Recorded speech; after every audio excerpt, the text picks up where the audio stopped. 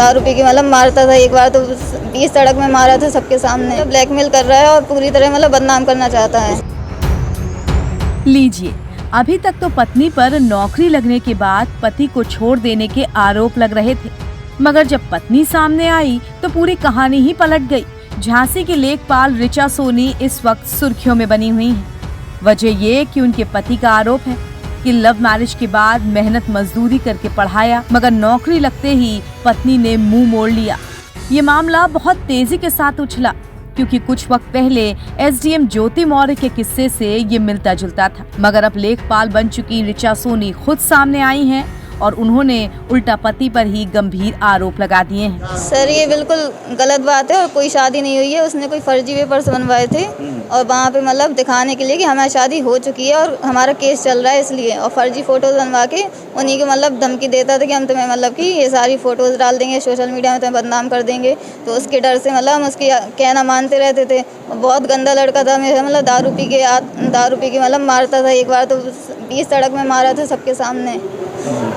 उसका ये कहना है कि आप उसके घर पे भी रह चुके हैं, उसका वो चला गया था, ऐसा कुछ नहीं है? नहीं, ऐसा कुछ नहीं है। शिकायत की है कहीं आपने? कोतवाली में कई बार गए हैं, सर ने उसको समझाया भी था कई बार, लेकिन वो मान ही नहीं रहा है। वो पूरी तरह मतलब ब्लैकमेल कर रहा है और पूरी तरह मतलब बदनाम करना चाहता है। उसके पास जो प्रमाण पत्र दिखा रहा है वो क्या है? वो फर्जी है सर, वो उसने पैसे दे के वकील से बनवाए हैं। जो फोटोज वगैरह है और फोटोज वो इसीलिए खिंचवाई थी कि हमसे मतलब झूठ बोला था कि ये कोई पेपर्स वगैरह बनवाने हैं, तो उसके में लगने हैं ये।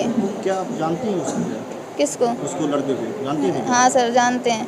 उससे मतलब कई टाइम मतलब कुछ टाइम पहले मतलब कोई रिलेशन थे, तो उसी वजह से मतलब फोटोज वगैरह हैं उसके पास, उसी के लिए मतलब ब्लैकमेल करता रहता है वो। आपको बता दें कि झांसी के रहने वाले नीरज विश्वकर्मा ने आरोप लगाए थे कि वो और ऋचा एक दूसरे को करीब 5 साल से जानते थे। 2.5 साल पहले मंदिर में शादी की, हंसी खुशी रह रहे थे। इस दौरान ऋचा ने आगे पढ़ने की ख्वाहिश जाहिर की, तो नीरज विश्वकर्मा जो कि कारपेंटर हैं, उन्होंने मेहनत मजदूरी करके पढ़ाया लिखाया।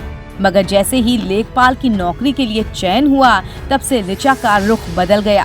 लेखपाल के पद पर चयन होने के बाद वो उसे छोड़कर चली गई और तब से अब तक घर नहीं लौटी है। नीरज विश्वकर्मा है, मेरी धर्मपत्नी का नाम ऋचा सोनी विश्वकर्मा, जो कि कल लेखपाल में सिलेक्शन हुआ है, जो कि ज्वाइनिंग लेटर लेके, और उसके बाद ज्वाइनिंग लेटर लेने के बाद कह रहे हैं कि मैं कोई शादी नहीं हुई और हमें छोड़ना, टोटल छोड़ दिया उन्होंने। में हमें बिल्कुल मुकर गई कि हाँ हमने उनके लिए हर एक चीज़ की।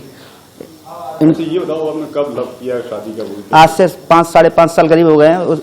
पहले हमने दोस्ती की थी, फिर प्यार किया, फिर हम लोगों की मर्जी से शादी की हम लोगों ने वर्षा धाम से। कब? 6 फरवरी 2022 में।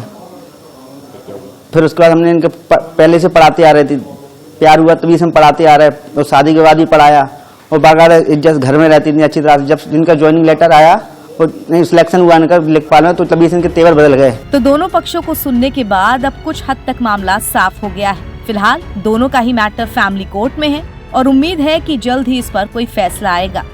NBT ऑनलाइन के लिए झांसी से लक्ष्मी नारायण शर्मा के साथ ब्यूरो रिपोर्ट।